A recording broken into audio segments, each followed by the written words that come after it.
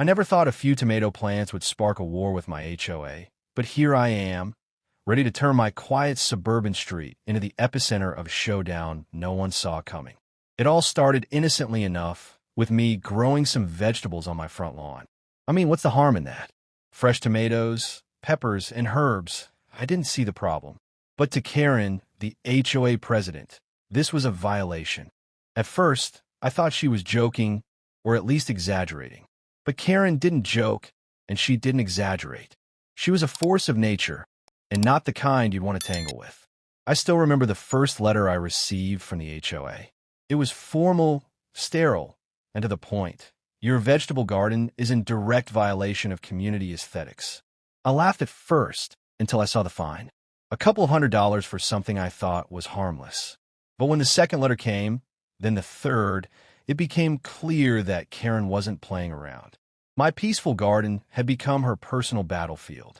She even went so far as to threaten me with legal consequences if I didn't rip up the plants and restore the yard to its original condition. Here's the kicker. Karen didn't just want my garden gone. She wanted to make an example out of me. And if you know anything about me, it's that no one makes an example out of me. The more she pushed, the more I realized how much of a bully she truly was. I could have backed down, sure. I could have yanked out my plants and paid the fine, but that's not who I am. No one messes with me and gets away with it. I decided it was time to flip the script. Karen had no idea what she was in for. If she wanted me to remove my vegetables, fine. But what if I turned the tables? What if I didn't just comply? I made her regret every single letter she sent. I had a plan, and it was going to be glorious. The HOA wanted to control me? Fine, I'd take control of the situation, and not just in my own yard. Instead of a small garden, I decided to build something bigger. Much bigger. A full-fledged farmer's market. Right on my driveway. I wasn't just going to grow a few tomatoes. I was going to make my entire neighborhood see what happens when you push someone too far. I posted about it online, inviting everyone I knew who had homemade goods or fresh produce to set up shop. I turned my driveway into a vibrant marketplace, full of color, life, and fresh food. Karen was furious when she first saw what I'd done. But instead of backing down, I welcomed the chaos. The more she tried to push me, the more people rallied behind me. I wasn't just fighting for myself anymore. I was fighting for anyone who had ever been bullied by an HOA. And what happened next? Well, that's when the real twist came. Karen was losing her mind. At first, she tried to intimidate me, sending more fines, threatening legal action, and even showing up at my house with her arms crossed, demanding I shut down the market. Her words were sharp, and her eyes burned with fury, but there was something else there, too, a little bit of panic. The more I thought about it, the more I realized this wasn't just about vegetables. This was about control. Karen had made it her life's mission to impose her will on every resident. And here I was, flaunting the rules like they were mere suggestions. And that didn't sit well with her. But as she stood there, yelling at me about how I was violating HOA guidelines and creating a public nuisance, something unexpected happened. One by one, my neighbors started coming out of their houses, walking past Karen, and heading toward the market. They were curious at first, but soon they realized this wasn't just some rebellious stunt. It was a community event, a vibrant celebration of local produce, homemade jams, baked goods, and crafts. The market quickly became a hit, and the more Karen fumed, the more my neighbors stepped up to support me. They didn't just buy vegetables. They bought into the idea that the community could create its own space, free from her tyranny. They were tired of her rules. They were tired of her attitude, and they were done letting her get away with it. By the end of the first day, I had more than a dozen neighbors participating. We had an unofficial farmer's market right in the middle of our suburban neighborhood. The best part? It was legal. My driveway, my rules. The HOA couldn't do a thing, or so I thought. As the days passed, more and more people began showing up, and I knew I had turned a small act of defiance into something much bigger. The news about the market spread, not just within our neighborhood, but to nearby communities. It was becoming a small-town sensation. People loved the idea of supporting local growers, and I made sure to promote it all over social media. The photos and videos flooded Facebook, Instagram, and Twitter. Everyone was talking about it, some in support, others criticizing it. But the more attention it got, the more power I had, and the more Karen hated it. That's when she decided to escalate things. Karen, in her typical fashion, didn't back down. She called in the big guns, her attorney. A letter arrived one morning, and when I saw the name on the envelope, my heart sank. The letter demanded I immediately shut down the market or face a lawsuit. Karen's HOA, with all its legal might, was coming after me. But here's the thing. Karen didn't realize that I had already done my homework.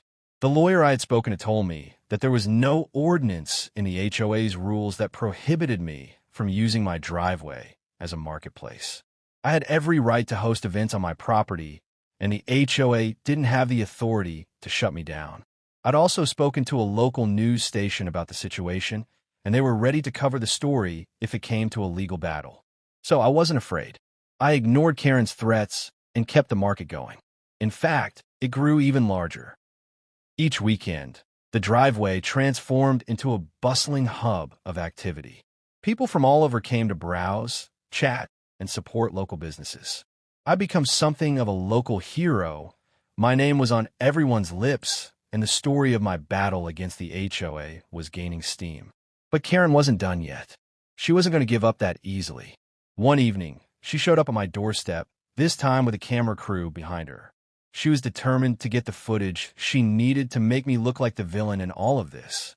She demanded that I take the market down immediately and insisted that the community didn't want it. But when I opened my door, what I saw was completely unexpected. Behind Karen stood dozens of my neighbors, armed with signs of support and homemade baked goods for the market. It was clear to me that Karen had underestimated just how many people were behind this movement. Karen's face turned red, and for a moment, I thought she might explode right then and there. But instead of yelling, she just stood there, speechless. The camera crew, sensing the tension, began filming, and the whole situation was caught on tape. The crowd erupted into applause, and someone started chanting, "We want the market!" Even the news crew began to film, capturing the moment when Karen realized she'd lost. This was no longer about a small garden. This was about the entire community rallying against her oppressive rule. It was a moment I had dreamed of. That was the turning point. The next day, the HOA sent another letter, but this one was different. They backed down. The letter was an official apology, stating that they had no legal grounds to shut down my market and that they recognized my right to hold community events on my property. The HOA had been forced to acknowledge that they couldn't bully me into submission.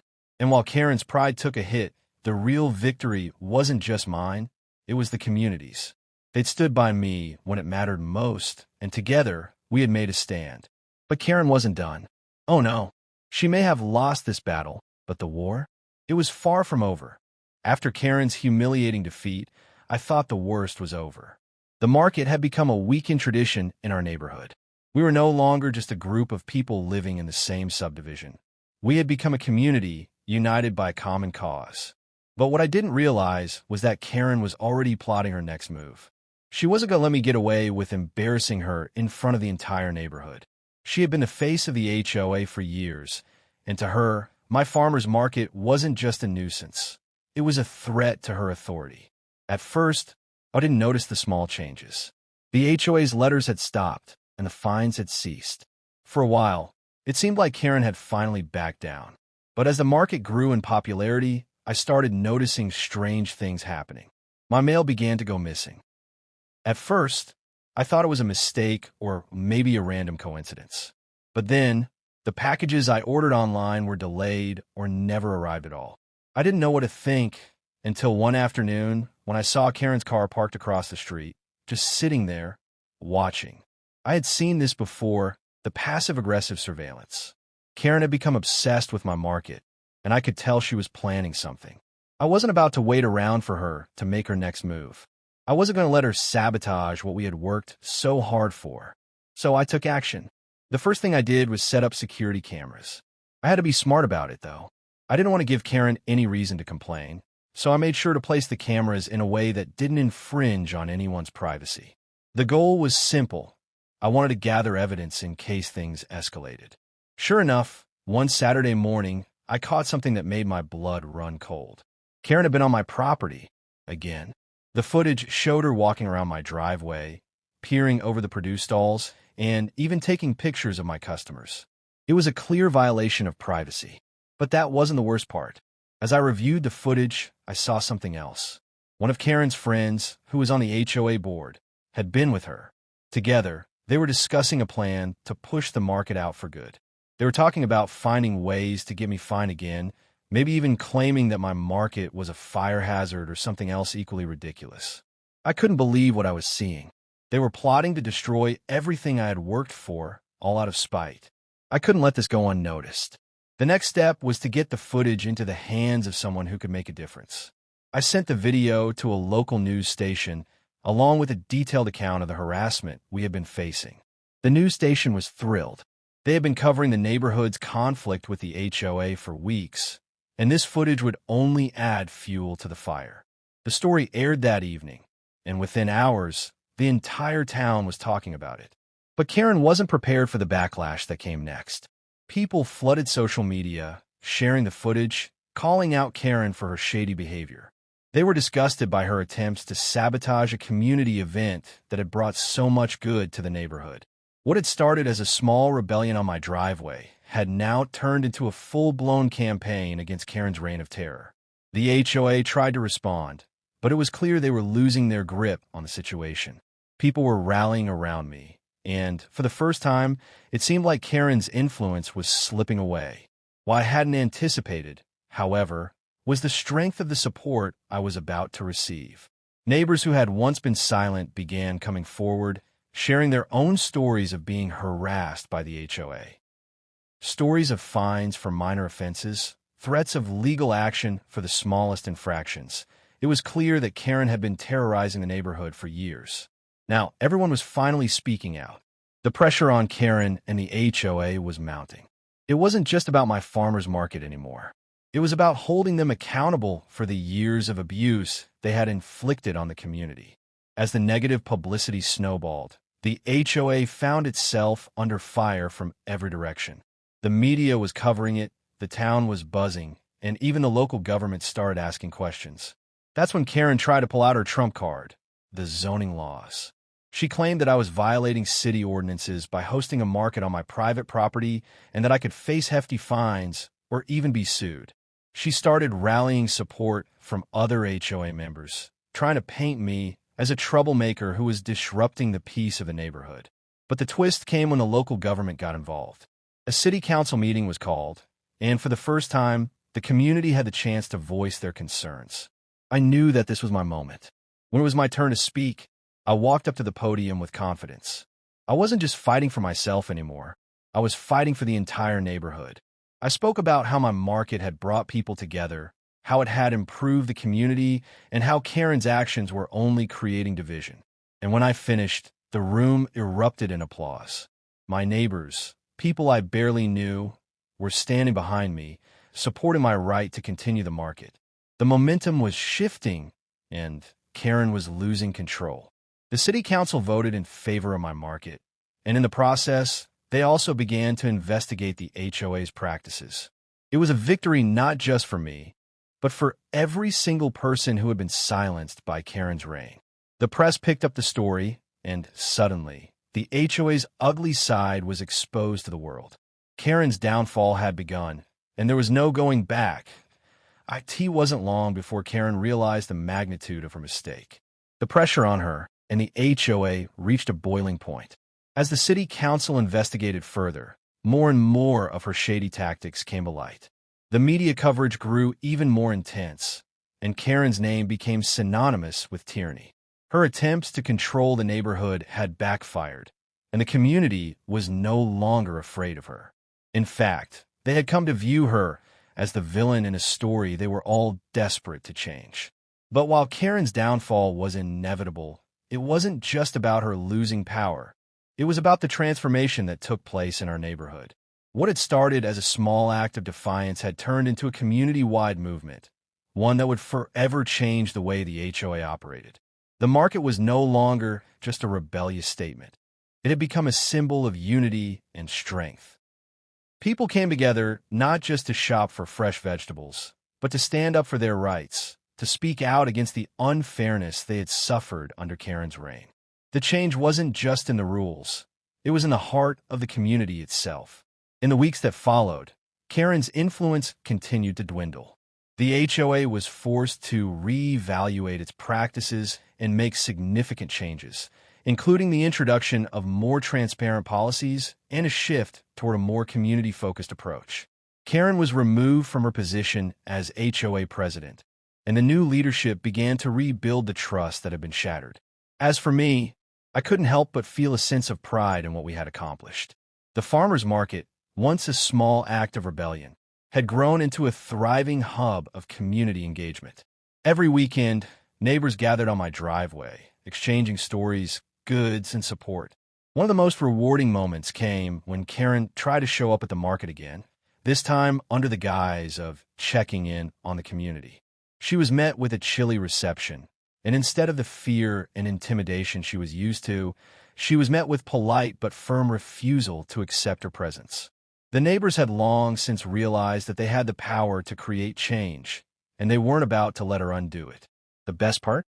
Karen, once the queen of control, was now a mere spectator, powerless to stop what we had built. By the time the season ended, the market had become an established part of our community, with more stalls, more vendors, and more customers than ever. The last letter from the HOA, one that was sent after Karen's removal, was an official acknowledgement of the market's success and the positive impact it had on the neighborhood. It was clear that the HOA had no choice but to accept that my farmer's market was here to stay. And that was the true victory. Looking back, I can't help but laugh at how something so small, a few tomatoes and peppers, turned into a full-scale rebellion that brought about real change. But more than that, it reminded me of the power of standing up for what's right. When Karen tried to crush my spirit, she underestimated one thing: the strength of a community united in the face of injustice. And that's the lesson I hope others take away from this.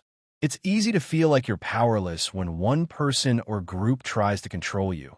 But when you stand your ground, when you refuse to be intimidated, change is possible. So, every Saturday, as I watch the market come to life, I know this victory isn't just mine. It belongs to everyone who refused to let Karen dictate their lives. And it belongs to every person who ever dared to say no more. The market will keep thriving, the community will keep growing, and Karen?